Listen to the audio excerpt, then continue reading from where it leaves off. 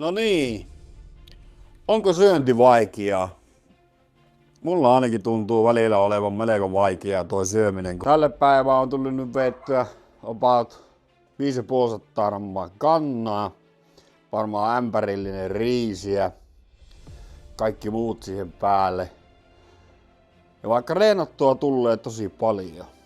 Miten ihmeessä te saatte, ketkä reenaatte paljon, niin onko teillä joku kikka? Vai syöttekö te vaan niinku ihan väkisin? Että te vaan puskette sitä ruokaa väkisin alas. Koska mä oon ollut aina vähän huono syömään. Ja musta tuntuu, että tää on tosi kaikkein vaikeinta tässä podaamisessa on syöminen. Se salilla käynti on helppoa ja mukavaa, mutta vaikea tässä on tuo syöminen, kun pitää olla koko ajan syömässä jotain. No ei nyt ihan koko ajan, mutta niinku tyyliin 2-3 tunnin välein pitää jotakin olla syömässä. Niin tuntuu, että on koko ajan täynnä, semmonen täysolo ja semmonen ähkyolo.